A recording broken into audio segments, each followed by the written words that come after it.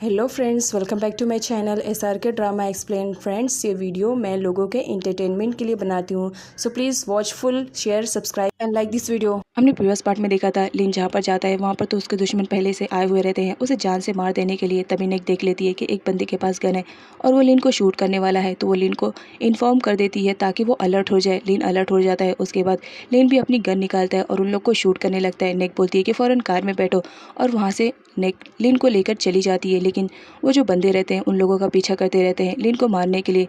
लेकिन इस चक्कर में लिन को एक गोली लग जाती है जिसकी वजह से उसकी कंडीशन बहुत ज़्यादा ख़राब हो जाती है क्योंकि ब्लडिंग बहुत ज़्यादा हो रही होती है।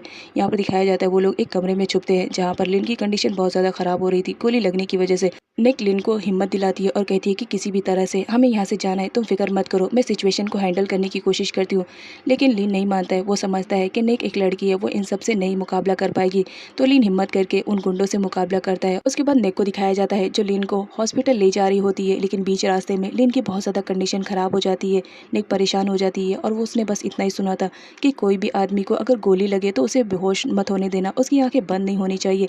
यहाँ पर नेक को दिखाया जाता है वो लिन को जगाए रखती है और इस चक्कर में उसे काफ़ी स्लैप भी कर देती है। नेक लिन को लेकर हॉस्पिटल पहुंचती है जहां पर उसका ट्रीटमेंट स्टार्ट हो जाता है और लिन के बॉडी से गोलियां निकाली जा रही होती है। नेक बहुत ज़्यादा परेशान हो जाती है। वो डॉक्टर से पूछती है कि लिन की कंडीशन कैसी है। डॉक्टर नेक से कहते हैं कि परेशान होने की ज़रूरत नहीं है, अब आपकी पेशेंट की जान खतरे से बाहर है, हमने गोली निकाल दी है, बस कुछ टाइम के बाद इन्हें होश भी आ जाएगा। अब ये सुनने के बाद नेक की जान में थोड़ी सी जान आती है। नेक्स्ट सीन में दिखाया जाता है वो गुंडे हॉस्पिटल में भी पहुंच जाते हैं क्योंकि उन्हें मालूम पड़ जाता है कि नेक को हॉस्पिटल में एडमिट किया गया है। तो वो उसे जान से मारने के लिए हॉस्पिटल में भी पहुंच जाते हैं जहां पर नेक देख लेती है कि ये तो वही बंदा है जिसने हम पर अटैक किया था। तो वो फटाफट जाती है और लिन को दूसरे रूम में शिफ्ट कर देती है जिसकी वजह से वो गुंडा लिन को नहीं ढूंढ पाता है। अब नेक्स्ट सीन में मास्टरमाइंड को दिखाया जाता है। एक्चुअल में ये सब किसी और ने वैन नहीं करवाया था क्योंकि वैन लिन को बिल्कुल भी पसंद नहीं करता था, उससे बहुत ज़्यादा नफरत करता था क्योंकि वो माफिया गैंग का बॉस था और ये बॉस बनना चाह रहा होता है। इस वजह से वो लिन को हर्ट करने लगता है। अब यहाँ पर वो गुंडे से बात करता है और उसे कहता है कि तुम कुछ दिनों तक छुपे रहो ताकि पुलिस तुम्हें ढूंढ ना पाए। तभी वहाँ पर बेलिंग आ जाती है और उससे पूछने लगती है तुम किसे छुपने की बात कर रहे हो। लेकिन यहाँ पर वैन बातों ही बातों में टाल देता है और कहता है कुछ नहीं, मैं तो बस ट्राई करने की कोशिश कर रहा हूँ कि मैं किस तरह डैड को बताऊंगा हम दोनों के प्यार के बारे में। और ये कहकर उसे हक कर लेता है। लिन को दिखाया जाता है जिसे होश आ चुका था। तभी वहाँ पर उसका मैनेजर भी उसे मिलने के लिए आया हुआ रहता है और उसे पता करने की कोशिश करता है कि ये सब किसने करवाया था। लेकिन लिन को तो कुछ भी मालूम नहीं था कि वो किसने किया है। लेकिन यहाँ पर मैनेजर का कहना था हो सकता है ये सब तुम्हारे कोई दुश्मन ने किया है। लेकिन लिन का कहना था मेरा कौन दुश्मन है, मुझे तो बिल्कुल भी नहीं मालूम। नेक भी वहाँ पर पहुंची रहती है लिन से मिलने के लिए जहाँ पर मैनेजर उस गुंडे की हुलिया के बारे में पूछता है। जहाँ पर नेक याद करके बता देती है कि उसके फेस पे कुछ तो निशान है और वो किस हाइट का है और कैसा कलर है। ये सारी इन्फॉर्मेशन वो मैनेजर को दे देती है। अब मैनेजर को समझ में आता है कि ज़रूर किसी ने जानबूझकर ये सब किया है, कोई अपना ही है जो ये सब करवा रहा है क्योंकि लिन कहाँ जाने वाला है ये सिर्फ हमारे फैमिली को ही मालूम है। मैनेजर उस गुंडे के बारे में सब कुछ पता करने के लिए वहाँ से चला जाता है। अब यहाँ पर लिन को दिखाया जाता है नेक भी आई हुई रहती है तो वो नेक से कहता है कि वो फाइल उठा कर लाना, ज़रा मुझे कुछ इंपॉर्टेंट काम है। अब यहाँ पर वो फाइल उठाती है लेकिन उसे कुछ भी समझ में नहीं आ रहा होता है क्योंकि वो सारा का सारा चाइनीज़ में लिखा हुआ था और उसे चाइनीज़ तो बिल्कुल भी नहीं आती थी। लिन उसे फाइल लेकर अपने पास बुलाता है और कहता है कि तुम्हें चाइनीज़ नहीं आती है, कोई बात नहीं, मैं एक्सप्लेन कर रहा हूँ, तुम अच्छे से समझ लो, देख लो कैसे क्या करते हैं। और वो उसे समझाने लगता है। अब यहाँ पर नेक को दिखाया जाता है उसकी मेमोरी बहुत ज़्यादा शार्प रहती है, वो न्यू लैंग्वेज को भी बड़ी ईजिली तरीके से सीख लेती है और समझ लेती है। उसके बाद नेक फाइल को लेकर पर्सनली सब कुछ सॉर्ट आउट करने लगती है। जहाँ पर लिन को दिखाया जाता है वो तो नेक को ही देखकर पास्ट के बारे में सारी बातें सोच रहा होता है कि वो कितनी बहादुर है, उसने किस तरीके से मेरी जान बचाई। तभी लिन को वो भी याद आ जाता है कि जब वो बेहोश हो रहा था तब नेक ने उसे जगाए रखने के लिए उसे स्लैप भी किया था। तो वो नेक को अपने पास बुलाता है और कहता है कि मुझे जूस चाहिए। नेक लिन को जूस देती है लेकिन लिन कहता है कि मेरी कंडीशन इतनी नहीं ठीक है कि मैं ये जूस पीऊँ, तो तुम्हें ही पिलाना पड़ेगा। अब ना चाहते हुए नेक को वो जूस पिलाना पड़ता है। वो जूस पिलाकर वहाँ से जाने लगती है। तभी लिन कहता है कि तुमने मुझे स्लैप किया था ना। नेक डर जाती है और कहती है कि हाँ वो तो मैंने तुम्हारे अच्छे के लिए किया था ना, ताकि तुम बेहोश ना हो। और ये कहकर वो काम करने लगती है। इनके भी दिल में अब नेक के लिए सॉफ्ट कॉर्नर्स जगने लगते हैं और उसके साथ टाइम स्पेंड करना उसे अब अच्छा लगने लगा था। नैन को दिखाया जाता है जो एक साइड में बैठकर लिन के ख्यालों में खोई हुई रहती है और वो लिन को याद करती रहती है कि वो कितना ज़्यादा हैंडसम है। तभी उसे अपनी सिस्टर का भी ख्याल आता है कि पता नहीं उसकी सिस्टर किस कंडीशन में होगी, वो अच्छी भी है कि नहीं है, पता नहीं हम लोग दोबारा मिलेंगे कि नहीं मिलेंगे। यही सारी बातें सोचकर वो अपनी बहन के लिए बहुत ज़्यादा बुरा फील करती है और प्रे करती है कि उसकी बहन जहाँ पर भी रहे ठीक ठाक रहे और बहुत जल्द वो उसे मिल जाए। नेक्स्ट सीन में हियन को दिखाया जाता है जिसने मीना को किडनैप करके रखा था। अब वो उसके कमरे में आता है और उसे अपना लव कन्फेस करने लगता है और उसके साथ ज़बरदस्ती करने लगता है, जिस पर मीना बहुत ज़्यादा गुस्से में आ जाती है और उसे मारने लगती है और उसे कहती है कि तुम यहाँ से चले जाओ, अदरवाइज़ मैं तुम्हें मार दूंगी। लेकिन जो हियन रहता है वो तो वहाँ से जाने का नाम नहीं लेता और कहता है मैंने तुम्हें किडनैप ही क्यों किया है, क्योंकि मैं तुमसे प्यार करता हूँ, तुम बहुत ही ज़्यादा खूबसूरत हो। यही कहकर उसे बेड पर लिटा देता है और उसके साथ ज़बरदस्ती करने लगता है। मीना को कुछ भी समझ में नहीं आता है। वो फ़ौरन बोल पड़ती है कि मैं 2 दिनों से नहाई नहीं हूँ, मेरी बॉडी से पूरी बदबू आ रही है, तो प्लीज़ मुझे नहाने का मौका तो दो, मैं नहाकर थोड़ा फ्रेश होकर आती हूँ। और झूठ बोलकर वो वॉशरूम में चली जाती है, लेकिन वो प्लान करती है कि वो करे क्या। और इधर हियन उसके नहाकर आने का वेट कर रहा होता है।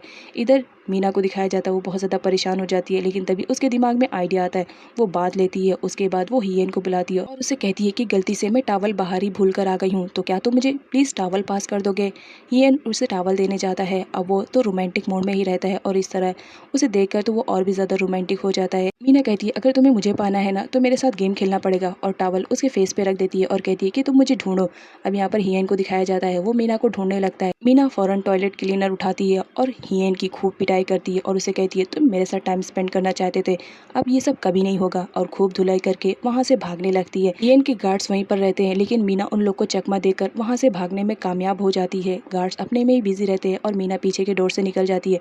तभी हियन आता है और गुस्से में अपने गार्ड्स को बुलाता है और कहता है कि मीना भाग चुकी है, उसे जितनी जल्दी हो सके ढूंढो। उसके गार्ड्स को तो कुछ आइडिया भी नहीं रहता है कि मीना यहाँ से जा चुकी है।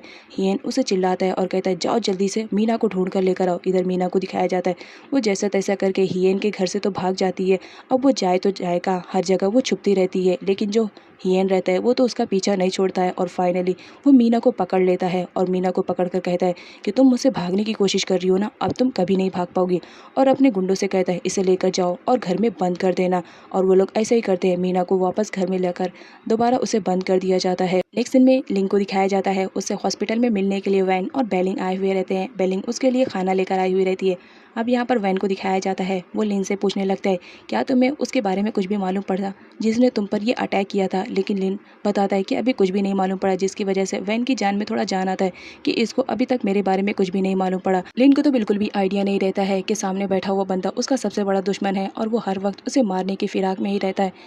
वैन और बेलिंग दोनों वहाँ से चले जाते हैं। उनके जाने के बाद नेक आती है। नेक लिन के पास आती है और उसकी कंडीशन के बारे में पूछती है कि अब वो कैसा फील कर रहा है।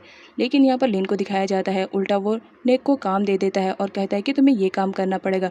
बेचारी आई थी उसकी कंडीशन पूछने के लिए, लेकिन उल्टा उसे काम मिल जाता है। मैनेजर लिन को बताता है कि नैन हमारे हाथों लग चुकी थी, लेकिन वो हमारे हाथों से भाग चुकी है। अब यहाँ पर लिन को दिखाया जाता है वो मैनेजर को बोलता है कि नैन के बारे में जो भी इन्वेस्टिगेशन कर रहे हो वो सब बंद कर दो, मुझे नैन नहीं चाहिए। इस बात पर मैनेजर बहुत ज़्यादा शॉक्ड हो जाता है, लेकिन मैनेजर दोबारा लिन से बात करता है और कहता है अगर तुम्हें नैन नहीं चाहिए तो इसका मतलब तुम्हें नेक को भी माफ़ कर देना चाहिए। आफ्टर ऑल उसने तुम्हारी जान बचाई, तुम्हें उसे वापस उसकी कंट्री छोड़ देना चाहिए। लेकिन इस बात के लिए लिन बिल्कुल भी रेडी नहीं रहता है, क्योंकि अब उसके दिल में नेक के लिए सॉफ्ट कॉर्नर्स जो जगने लगे थे। नेक्स्ट सीन में नेक को दिखाया जाता है जो लिन के कुछ इंपॉर्टेंस पेपर लेकर आई हुई रहती है उसे देने के लिए, लेकिन यहाँ पर मैनेजर को दिखाया जाता है वो उसे फ्लावर और कुछ गिफ्ट दे देती है और कहती है कि तुम्हें इसे जीनी के पास देना पड़ेगा, और ना चाहते हुए भी उसे जीनी के पास लेकर जाना पड़ता है। लेकिन यहाँ पर जीनी को दिखाया जाता है वो उन सारे फ्लावर्स और गिफ्ट से बिल्कुल भी इम्प्रेस नहीं थी। वो कहती है ये सब लिन ने नहीं भेजा है, क्योंकि मुझे अच्छी तरह से मालूम है लिन जो भी मेरे लिए गिफ्ट भेजता है वो उसकी पसंद की नहीं रहती बल्कि किसी और की रहती है, तो मुझे अच्छी तरह से मालूम है, इसलिए मैं बिल्कुल भी इम्प्रेस नहीं हूँ। जिस पर नेक उसे बताती है कि नहीं ये सब लिन ने ही भेजा है, क्योंकि वो तुम्हें इम्प्रेस करना चाहता है, वो तुमसे प्यार जो करता है।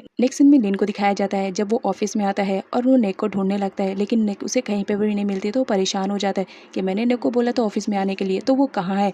तब वो अपने सेक्रेटरी के पास जाता है और नेक के बारे में पूछता है, जहाँ पर उसकी सेक्रेटरी उसे बता देती है कि नेक को उसने जीनी के पास भेज दिया है फ्लावर्स और गिफ्ट लेकर। अब इस बात पर लिन उसे चिल्लाता है कि ये सब काम तुम्हारा था। उसके बाद वो जीनी के पास कॉल करता है और नेक के बारे में पूछता है क्या वो उसके पास है, जिस पर जीनी उसे बताती है कि नेक तो उसके पास आई हुई थी, लेकिन उसके बाद वो उसके पास से जा चुकी है, अभी वो कहाँ है उसके बारे में उसे कुछ भी नहीं मालूम। इसकी वजह से लिन बहुत ज़्यादा परेशान हो जाता है। लिन ने प्लान बनाया था कि वो नेक के साथ डिनर करेगा, लेकिन नेक नहीं आई हुई रहती है, इस वजह से उसने डिनर भी नहीं किया था। इधर नेक को दिखाया जाता है जो अपने काम में ही बहुत ज़्यादा बिजी रहती है, वो रात की भी ड्यूटी दे रही होती है और एक साइड में बैठी रहती है काम करने के बाद।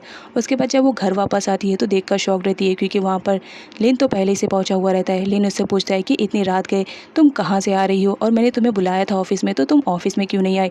जिस पर लिन बता देती है कि वो जीने को फ्लावर्स देने के लिए गई थी। उसके बाद निक लिन को एक गिफ्ट देती है, जिस पर लिन पूछता है कि ये क्या है। निक बताती है कि ये वॉच है, मेरी तरफ से ये छोटा सा सॉरी है। और यहाँ पर वो बताती है कि जब उन अटैकर ने तुम पर गोली चलाई थी, तुम्हारी कंडीशन बहुत ज़्यादा ख़राब हो गई थी, और मैं टैक्सी में लेकर तुम्हें हॉस्पिटल के लिए लेकर गई थी, लेकिन मेरे पास बिल्कुल भी पैसे नहीं थे।